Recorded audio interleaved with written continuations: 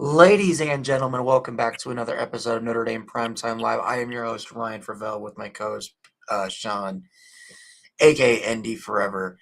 We are back for another episode. We were supposed to be back last week, but had a little family medical emergency that happened last week, so I wasn't able to do the show.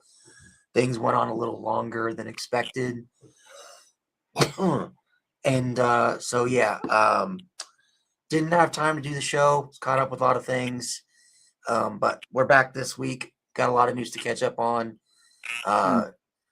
Sean, it's been 2 weeks now. How you been, man? I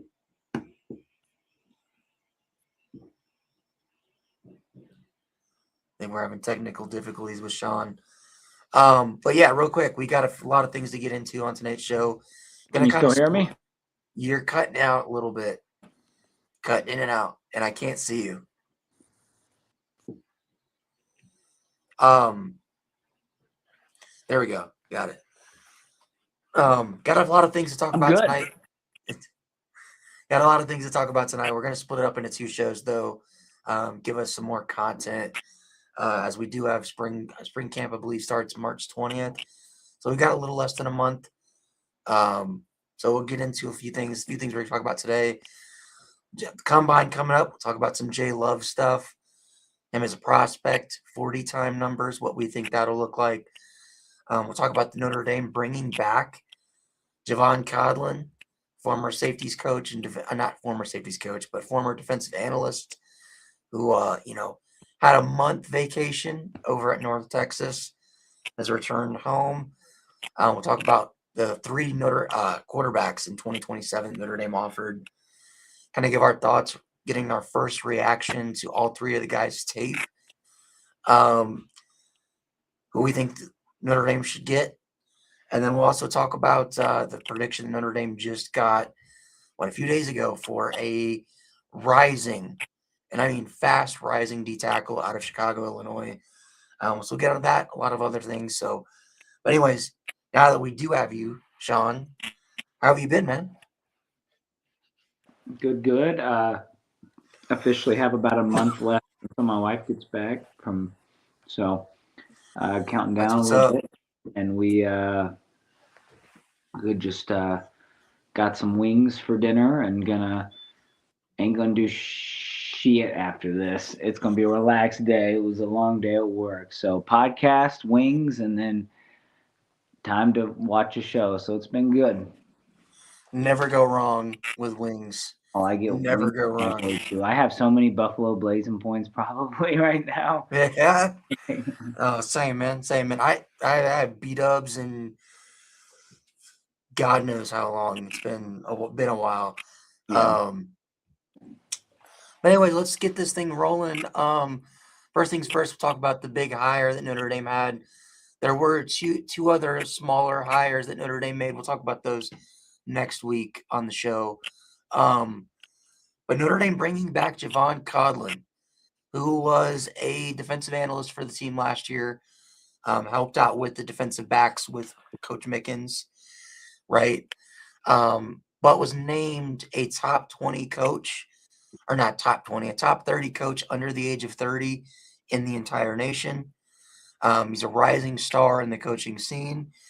Was also named one of the top 10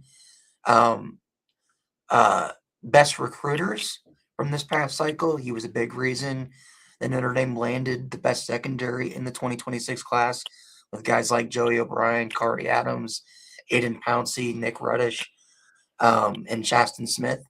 So getting him back, I think, is huge. Notre Dame is hiring him as a safeties coach. So he left Notre Dame to be the North Texas safeties coach, coming back to Notre Dame to do the exact same thing. But I think we'd all agree that being the safeties coach at Notre Dame is better than being the safeties coach in North Texas. Yeah. You take it instantly. It's not even close.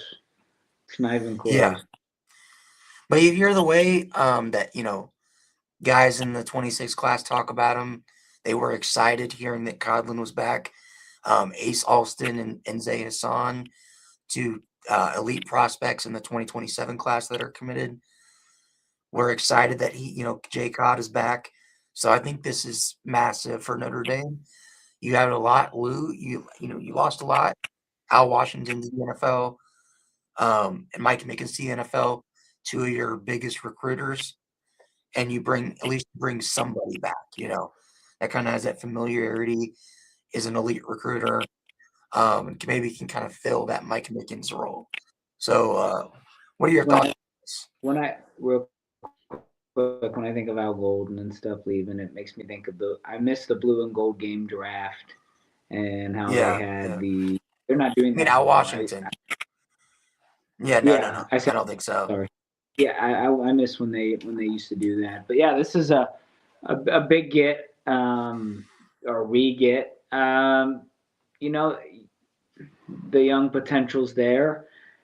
We'll see how he does. I think he would have been fine at North Texas, but I think if you can give him 5 years at Notre Dame at safeties coach and 5 years at North Texas as safeties coach, which makes him go farther?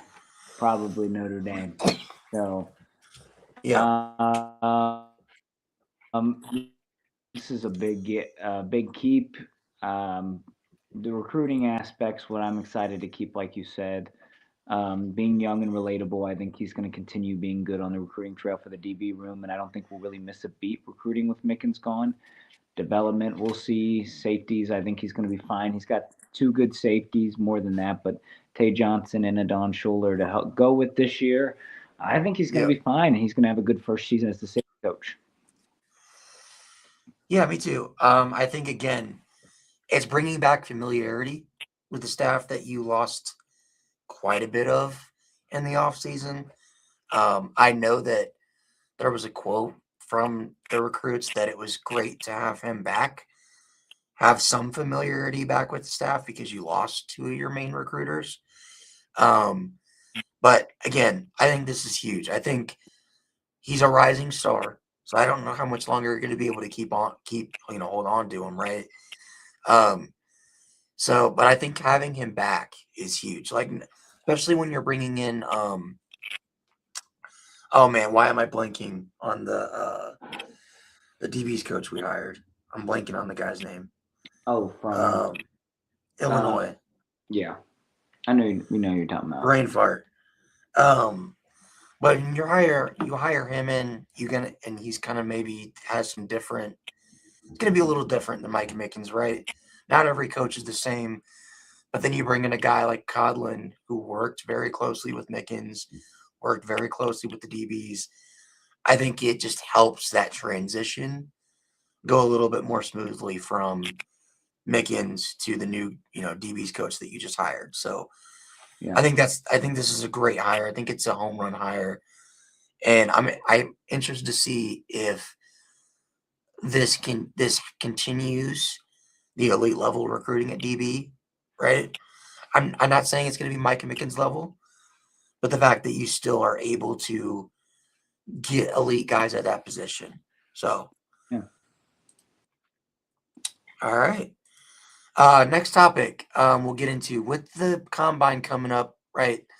There's a lot of stuff about J Love that's going around, right? How good of a prospect is he?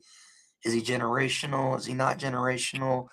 Where does he rank in terms of the all-time, best running back prospects in NFL history, especially over the last couple of years? I put together this post, and I got a lot of negative comments on it, but I also had a lot of mainly Notre Dame fans, obviously, agree with me on this. Shocker. But this is what I put out there on the Twitter sphere, or the X sphere, whatever you want to call it now. I basically said Jeremiah Love's the best running back prospect we've ever seen since Saquon Barkley. Gave some numbers to prove it. This PFF rushing grade, take it for what it's worth. PFF is not great, right?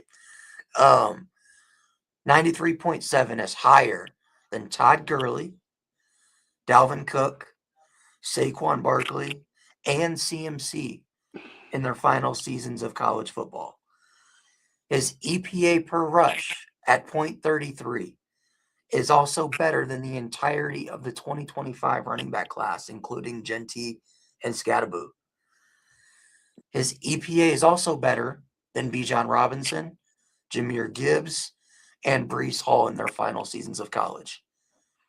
His yards per route run in 2025 at 1.83 was better than Barkley, CMC, and Todd Gurley in their final season of college, while running routes on 44.9% of his snaps and a catch rate of nearly 80% on a target share of 16%. I said Jeremiah Love is historically elite. You and me have both watched a lot of college football. We're not crazy old. I think he's the best running back prospect we've seen since Barkley. I say people think that Genty's better. I've seen people say that they think Bijan's better. I've seen people say that Bijan's the best running back prospect we've seen since Barry Sanders. And Jeremiah Love's not even in that same tier. What are your thoughts? So great post, great question.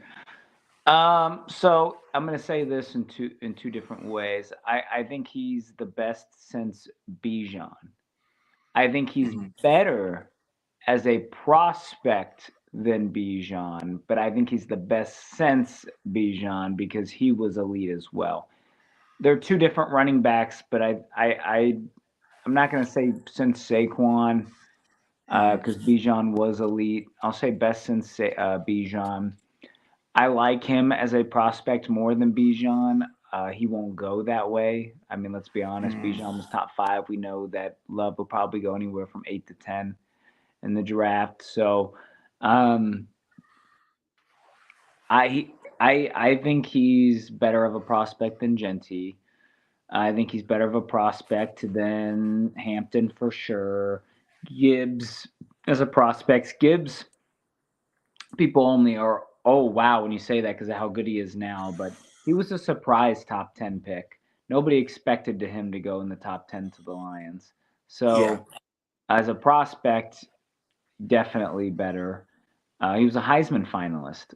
I mean, what other running back since has been a Heisman finalist? I also don't forget about, since the college football playoff started in 2014, I think he's top 3. Top 3. Here's my thing, right? And I love Bijan. I think Bijan's great. When I put this post together, I'm not coming from just because, I had people misunderstand the point of this post and try to say that I was saying that Jeremiah Love was a better running back in college than Bijan Robinson. I mean, he was.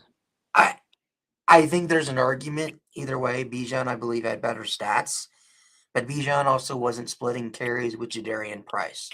Did Bijan make the playoffs, make the national championship? Was he a No, but that's my thing though, is that was Bijan a Doak Walker Award winner?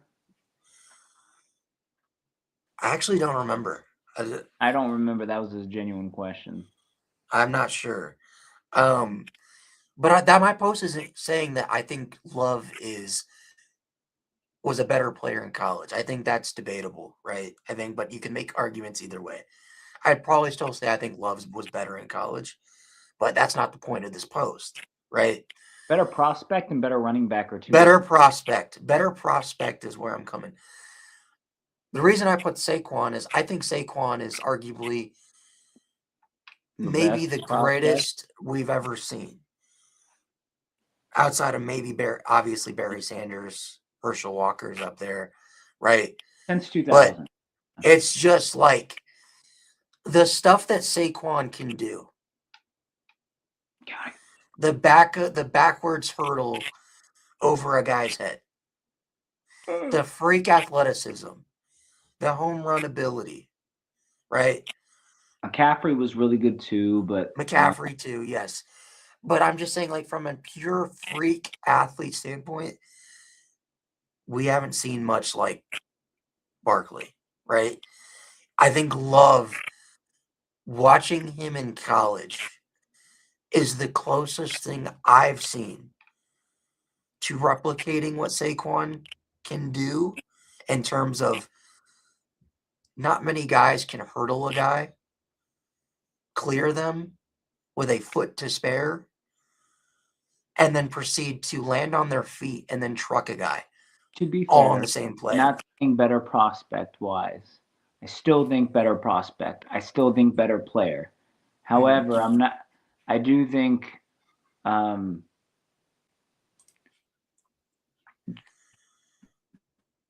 Genty was doing some crazy shit like that last year. Now, not hurdle, more trucking through and breaking free. He did a lot of that stuff, but it's different when you look at who they played and competition. He And played 10. Genty's final year, you take away the game against Penn State, he played 11 G5 or FCS opponents. Jeremiah Love, whether or not you want to say Notre Dame plays a tough competition or not, the schedule was way harder in the regular season. We played 10 FBS opponents. I think not the playoffs. God, that Penn State run alone gets him as a first-round pick. If Jeremiah Love is not a top 10 pick in this next upcoming draft, something's wrong.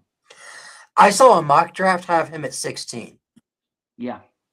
He'll go if he top goes 10. 16, I think he goes that's to the stupid. Chiefs. But this makes me think of Kyle Hamilton again. Like, I am nervous about, like, if he has a fucked up combine, how that affects him. But he's the number 2 ranked prospect in the draft. Kyle Hamilton should have been a top 10 pick. Jeremiah Love should be a top 10 pick. This is, I mean, we'll see. I do think this is, isn't it? It is funny thinking back of last year when we talked about Singleton and Allen versus now Price and Love. Yeah. But I think he's the best prospect since Bijan. I think he's a better prospect than Bijan. Bijan was a better running back, and I think that he's the best since Barkley as a prospect. I can agree with that. Barkley was what, 2016, 2017? The last 10 years? Yeah. Yes. I mean, who's the running backs that go top 10 in the last 10 years have been Genty, have been Gibbs, have been Bijan. Was McCaffrey the same draft class as was he the same as Barkley? I think he was the year after. Then yeah, I mean, he's definitely one of the arguably the best prospect in the last 10 years. Yeah, I think Bijan's great. I think Saquon's great. CMC's great. Genty's great. I said this time last year where I made a post and I said Jeremiah Love is a better NFL prospect than Genty, and I got absolutely shit on for it. And now we sit here a year later, and all the main draft experts are saying he's a better prospect than Genty. And he'll go lower than Genty did. No, Genty went top 5. I don't think Love's going to go top 5. That's what I just said. And he'll go lower than Genty did. Yeah. But I think that also has to – people put too much stock into that because I think that also has a lot to do with – the draft class needs. Yeah, right. I do want to get to – because you did mention the combine. There's a lot of stuff. I believe what was the record for a Notre Dame running back is 4.34, and I'm blanking on who that was. But people think there's a very good chance Jeremiah Love beats that, right? A lot of that has to do with the game against Indiana last year. D'Angelo Pons has been, I guess it's been reported that he runs a 4.40, right? Jeremiah Love outran him straight line speed to the end zone for the 98-yard touchdown against Indiana. So that makes you wonder, how fast is Love? Is he faster than a 4.40? I don't know. What do you think? Do you think he breaks the record for the fastest Notre Dame 40 time for a running back I think in the combine? 3 to 4.39. Like, I think he'll be in that range. I'd be shocked if it's like a 4.2. I think in high school it was like a 4.46. He'll be 4.3 something. He'll be 4.3 something.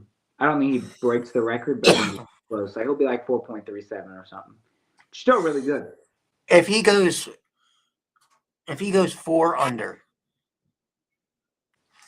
is he a top 5 pick? You talking about under 4?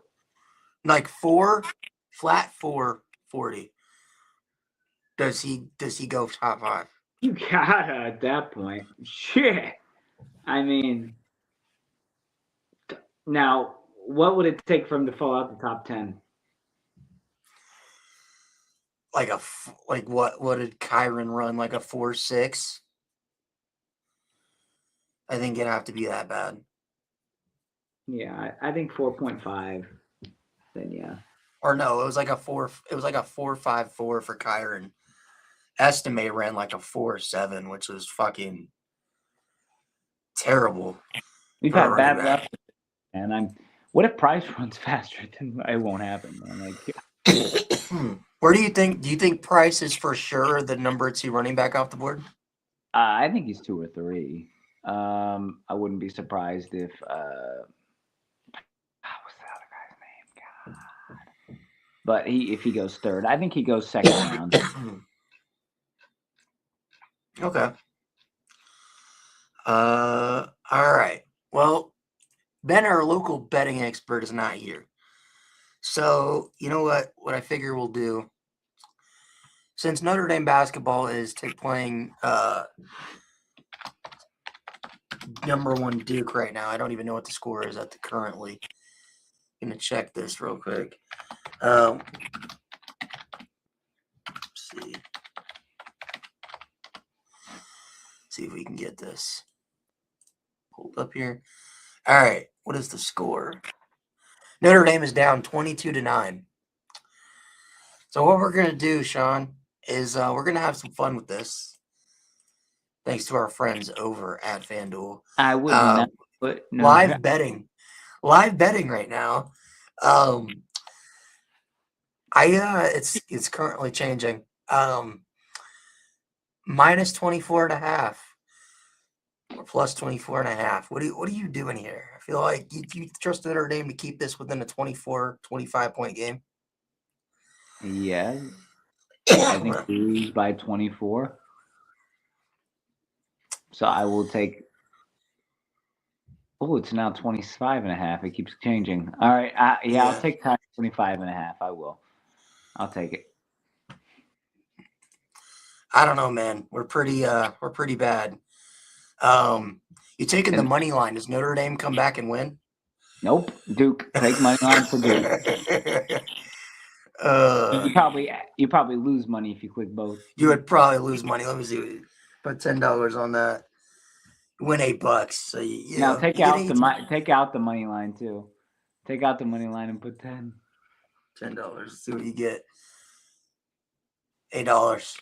Did you actually lose money? You gain money click technically. Both. Click both. Hold on. Click the other one. So $8.93. Oh, hold on. It's not giving me the money line right now. But yeah, and $8.77, $8.93. Man, we're getting our ass kicked right now. Yeah. Anyways, if you want to go ahead and get on this live betting action, take advantage of the fact that Notre Dame's getting their ass kicked. If you're a Notre Dame fan, at least you win some money. Do not bet Notre Dame in the ACC. Yeah. Do not bet Notre Dame. Yeah. That's betting. Hey, you know what? I wonder what the betting odds would be if Micah Shrewsbury gets fired. That would be that'd be interesting to see. Anyways. You'll find out in this game. Yeah. He lost a 9-win Pitt the other day, so it's bad. All right. Let's get to some quarterback talk. So the first one that Notre Dame had offered was David Davidson. He's actually was a high school teammate of Elijah Golden at Cardinal Mooney, our good friend of the show, Elijah Golden. And led Cardinal Mooney to their first state not their first state championship, but led them to the 5A state championship, or never mind, 2A state championship. Sorry, in the state of Florida. And you've seen his recruitment skyrocket within the last couple of weeks, all the way from a 3-star, kind of unknown, to now he's a top 11 quarterback in the class. I'll pull it up here in a second. So I'll pull up. I'll kind of want to get your thoughts on it. He actually released a final 8 today. Notre Dame made that list. Right now, he has skyrocketed from, like I said, outside the top 400 to now the 120 overall player, number 11 quarterback in the class of 2027. Absolutely skyrocketed. I'll pull up his tape here. Again, I want to go through each of these guys' tapes, give our thoughts at the end of it, who we think is the best, and who we would, if we had to pick who Notre Dame could get, go from there. And who they will get. Yeah. All right. Get this. Davin, you said Davin Davidson. Davin Davidson. Or Davin Davidson, I think. Davin. All right, here we go.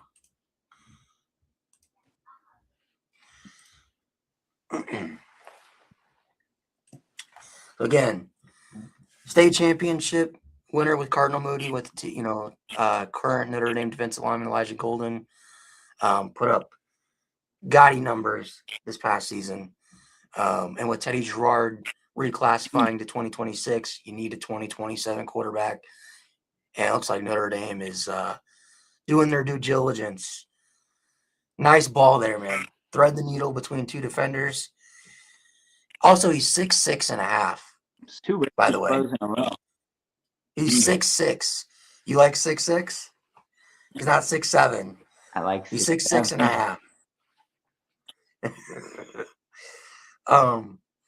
Yeah. He throws some risky throws. He's not afraid to let it loose. Yeah, I like that though. Yeah, CJ Carr was like that. Yeah, we heard all about it during fall camp. God. Dropping it in a bucket. I could do that. This is against St. Thomas Aquinas. Playing the team of Julius Jones Jr. The arm on this kid is insane. And it's like he puts it where only his receiver can get it to. This is good. Teams in the top 8. Teams in the top 8. Let me get that pulled up real quick. Georgia, Miami, Notre Dame, Florida, Auburn, Mississippi State, Virginia Tech, and Kentucky. Who looks like the lead according to On3? Notre Dame. Perfect. But Notre Dame is also in a good spot with another quarterback who we'll get into here in a second. But thoughts so far? I know we're still kind of looking through this, but do you think, obviously it's still early in the 27 class, we've got a lot more rankings to come. Him skyrocketing over the last week or so, he's gotten offers from the likes of Georgia, Miami, Notre Dame, all within the past month. And it only seems like it's going to keep going. He just got an offer today from Colorado. Where do you think he ends up? You think he continues to skyrocket up the rankings? Do you think this screams future quarterback after CJ Carr, Teddy Girard? It screams Notre Dame roster. Definitely in the lead for me to be a Notre Dame quarterback. It's hard to see him wait behind Teddy Girard for so long, but this is gonna be good, man. He's gonna be good. We're in a good spot at quarterback for the first time since when? God, It's been when a was the last while. time we've recruited this good at quarterback? I, Marcus Freeman, you're in for a long time with good quarterbacks. and you know what? For a quarterback that's 6'6", He can move. Yeah, he moves pretty damn well. he ain't no Brock Osweiler in the pocket. He can. Yeah, yeah. Um, I also think it fits the stereotypical Mike Denbrock mold, right? Like he's not. It doesn't look like he's gonna take off and run, right? Like Jaden Daniels or even like Riley Leonard, obviously, but he's mobile enough to where it can work, right? Kind of like a CJ Carr. But the touch on these passes is just he throws a beautiful ball. Like it not CJ Carr-esque. I don't think he's got the arm that CJ Carr has, but it's just the touch on the ball, right? Like he puts it only where his receivers are gonna get it. He's got perfect time, perfect accuracy, perfect timing. Shout out Shador. But anyway, yeah. So that is David Davidson. Again, I also think, like you said, I think Notre Dame would have a really good shot at getting him. I think it's one of those things. Also, you have the teammate connection with Elijah Golden, and I think that could really benefit you and for him as well. All right, the next one Notre Dame offered. Now this kid is currently committed to Illinois. He is he's also a top 11 quarterback in the class. According to Rivals, you can't see it here, but he's the number 8 quarterback in the class. Currently committed to Illinois. That's Camden Lopati from Salt Lake, Utah. That's a terrible quarterback name. Yeah, he Lapatied today.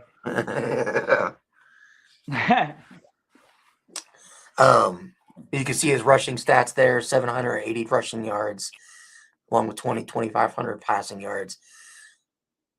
Now this kid's more of the running type than Davidson is, right? Like you can see it there. He's got Kenny more Minchie, shift to him. yeah. Yeah, kind of Kenny Minchie-esque, yeah. But he is also, I believe, taller than Kenny Minchie. Let me double check that. I can find. He is 6'3", 215. So another kind of tall quarterback. Seems like Notre Dame kind of prefers now. What are you thinking, and what are you thinking so far from what you've seen? Very talented. God, throwing him in the buckets. Seems to have more zip on the ball than Davidson, I'd say. But I mean, dude's an athlete. You can't be upset with any of them. I mean, his celebration better be like loves is this. He better do some type of Lapati celebration. Yeah, this is. Oh, did he just Woo. or just hurdled somebody? Jeremiah Love, he did.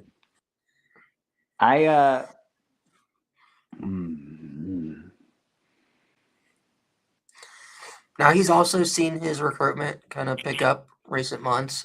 He got an offer from Oregon, Notre Dame. he A lot of seems big like an schools Oregon quarterback. He does. He does. I'll be honest. I'm surprised Illinois was able to kind of get his commitment. Yeah, I was But just thinking the same thing. Yeah, NIL, man, that was a yeah. But yeah, and then I do believe Michigan just recently offered him as well. Dude, he takes long strides. Yeah, I think he might be actually more mobile. You said Kenny Minchie. That is some Kenny Minchie type stuff right there. That play right there, the jumping up in the air, getting a defender in the air, heaving it. Yeah, that's some shit that Kenny would do. But I love his he's not hesitant at all with anything he does. He's a very quick decision maker, very accurate. He's very it's weird because it doesn't look like he's running super fast, but he takes such long strides. He's all you. Yeah. So what do you think? You think as of right now, you've got to watch their first two. Who's kind of in the lead for you here? Let's watch all three first. Okay. Yeah. All right. Now this one will probably be your favorite. I'll say that right now. Now there's not too much tape. There's not too much tape because this kid, he was a sophomore last year, this past year. He got hurt early in the season, missed most of the season, didn't come back until the final few games of the season, played in the state championship against current Notre Dame quarterback Noah Grubbs. He was ranked, this kid was ranked the #1 quarterback in the class of 2028, the sophomore class, then reclassified to 2027. Isn't that kind of odd timing that Notre Dame offers him immediately after Tony Gerard reclassifies, and then a month later he reclassifies? Coincidence? Maybe. Not. But now that he has reclassified to the class 2027, his ranking went down a little bit. He's still a top 12 quarterback in the class. So you guys are all kind of around the same ranking right now. But again, it's still really early. But here is some of his highlight tape from this past year. Obviously, this is going to be a little bit different than his film. He doesn't have much up right now because, again, he was a sophomore and hurt most of his sophomore year. But this is the best we can do right now. So his name is Wonderful Mons, by the way. First name Wonderful. That's wonderful. You know who he reminds me of? Who? Jennings from SMU. Really? Yeah. Why you say that? Similar. He just has that. Maybe it's the red. Maybe it's the red. Yeah. But mobile, athletic, pretty good accuracy. And it's partially the red and blue, honestly. Like, let's be honest. Yeah. To do with it and the white helmet. Yeah. But, I mean, it does make me think of Jennings right now. Solid. This is solid. Yeah, he's more of your him and Lapati are kind of those traditional like running, scrambling QBs. Very electrifying with his legs. For a young guy. Yeah. He is big boy. Yeah, this is sophomore. Yeah. So he's got one more year left too. Let's see how he folks even more. I do I wish there was more tape because it's hard to kind of watch just a game highlight tape because of all the cuts and everything. You can't really see everything. But from what I've heard, like just reading up on the kid, there was a reason he was the #1 quarterback in the class of 2028, right? And that's over guys like Donald Tabron, who's kind of widely viewed as like a Bryce Underwood-esque type of recruit, right? He was ranked over him. So it says a lot. I think it's one of those things where he's reclassified. He's going to be still very raw as a prospect because he's, not going to play that extra year, right? That's the fourth. Yeah. So imagine on the back of a playoff jersey, Mons IV. Yeah. He's Wonderful Mons the Fourth. They love the name Wonderful in that family. Yeah, it's wonderful. And look, his nickname is Champ. So he goes by Champ Mons. But if that doesn't scream, you Notre Dame, you take him because he's a champ and he's wonderful. and he's good at football. You're out of your mons. Yeah. But yeah, 6'2 and a half, 219, number 138 player, number 11 quarterback. I like it. Now again, I don't think it's a fair because we didn't get to see the huddle film from Mons. But based off of what you've seen from all three, you had to rank who you'd like Notre Dame to get in order. And then in order of most likely, who would you go? Okay. In order, I will say Lapati won as best. Lapati looked like a mixture of Mons and Davidson a little bit. Second, I would like Notre Dame to get Davidson because of the height. When was the last time you've seen a 6'7" quarterback, 6'7" quarterback at Notre Dame? So I'd like to see how that would work. I would put watching him. Hold on a second. Watching him play, because it's also partially because of the height, but the arm talent. A less mobile Taylon Green. Talking about Davidson? Yeah. I put Wonderful. I don't disagree. Yeah. Wonderful at third just because I needed to see more film. It was kind of a different film. He's still really talented. I'm saying third. I mean, it's not like, oh, he's last. He's really good. I'd be happy with all three of these guys. But I just, the film, if it was more in depth, maybe it would change. But I felt like I saw more from the other two. Most likely, I'd go Davidson. Then I'd go Wonderful. Then I'd go Lapati in order. I think Lapati, even though I think he's the best, I think he'll be least likely because I could see him at like Oregon or something. I'd see Davidson as most likely. But if Wonderful visits and, hey, we classified for reason, he's going to Notre Dame, I'd be happy. Which Mons is the only one so far that has a visit set up.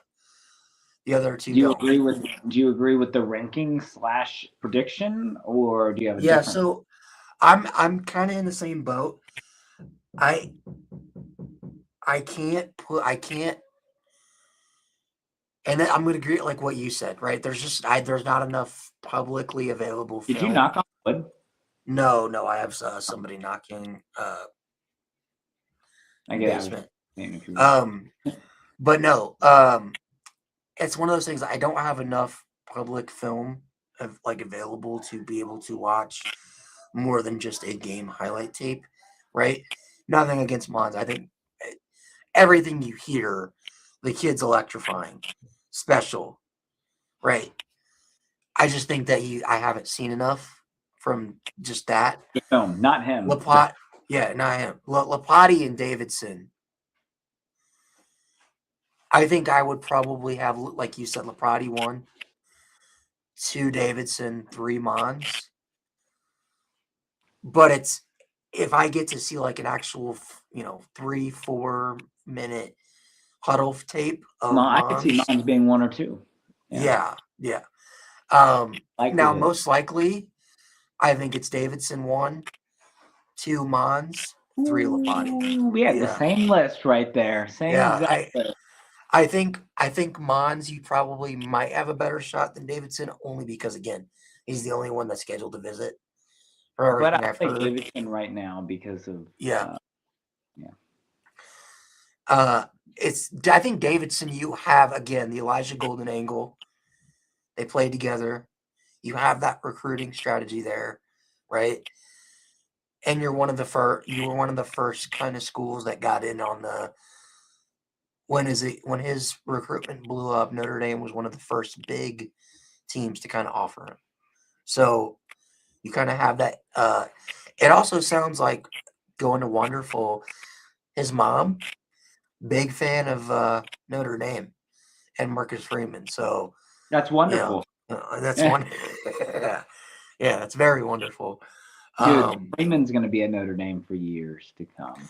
Dude, could you imagine, though, if you get Wonderful and then you have Noah Grubbs and Champ Mons, the two guys that just played for a Florida State championship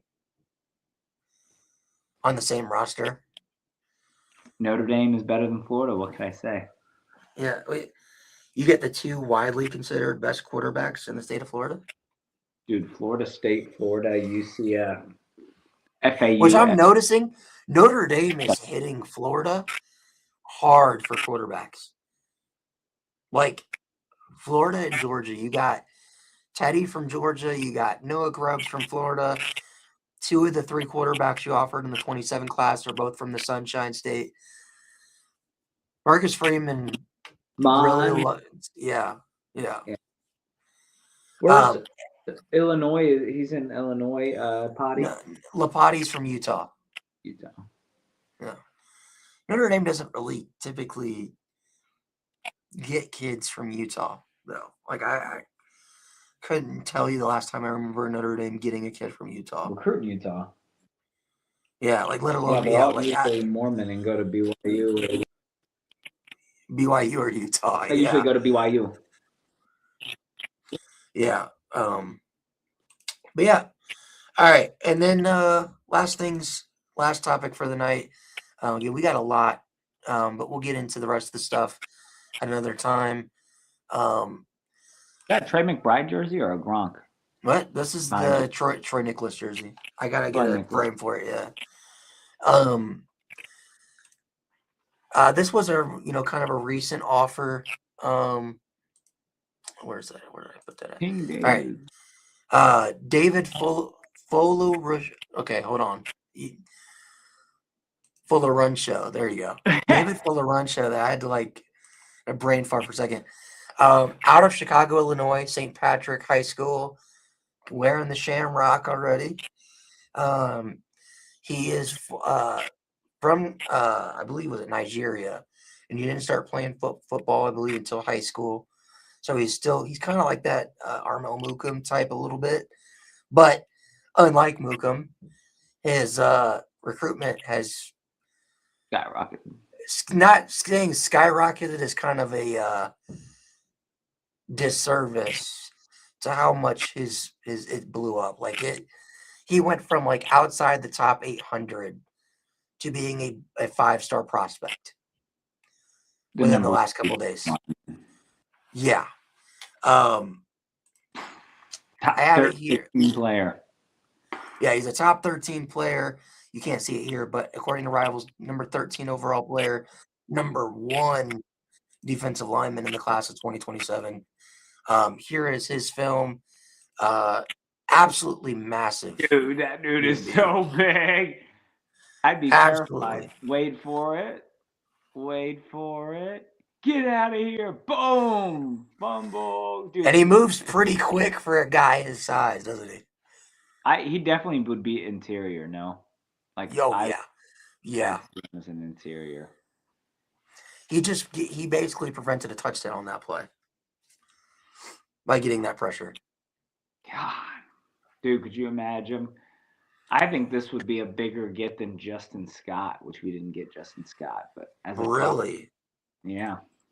This would be bigger than getting Justin Scott. Why would you say that? Unless Chicago. But I think that Scott was so good, but this guy feels more impactful, more boom in your face. My God. Well, and the crazy part is he's only played football for a couple years. Yeah. Like, he's already a borderline 5-star prospect, right? And he's only played high school or only played football for a few years. What does that look like when he's played football for 4 years or 5 years? Like, and he moves so well. He's 6'4". Let me pull up his size real quick. He is 6'4", 280. He looks bigger and longer than that. Yeah. Like, does he not? That's just a massive human being. Yep. I mean, he does look bigger and longer. Oh, God. Was that a double team? Yeah. And he just got out of that with one. Now, again, like Illinois football, I played high school football in Illinois. It's not the best, right? But, I mean, what is he supposed to do if you're a 5-star prospect when you play bad teams? Just. You're supposed to Keon Keeley it. I mean, exactly what Bro, Keely did. he's playing on the edge, interior. Like, I definitely see him interior being that big interior Heinish. I mean, not Heinish. bro, look at how fucking. Oh my gosh, I'm drawing a blank. Seattle Seahawk Mills vibes. Not like player. He also that Louisville guy we had this year, like that. That type of Yeah, impact. Not impact role. Dude, Stanford goal line stand. Bro, this is my first time watching this tape. The explosiveness with the first You step. want him bad, don't you? Yes. You pay how much money for him to go to Notre Dame? I don't know about that, but You'd pay $100. Yeah, I pay $100. Yeah, you'd pay $100. I will say this. I think it's huge. Notre Dame got predicted by, I think it was Will Fong, to land David. So I think I think Notre Dame sits in a really good spot here. Where do you see him fitting in? Do you think he's a day one contributor? Do you think he's more of a second, third year contributor? Second year. I think he contributes a little first year, but I think with how young he is, they'd like to give him a year in the program, redshirt him, and then him break onto the scene. Especially not playing football. Yeah. For much. But he will play early. I also think it's one of those things like he's got the power, the freak athleticism. What I think shocking is he's very technically sound. That's even him playing fucking offensive lineman, wearing number 36. Love the pancake dance there. But I think like him,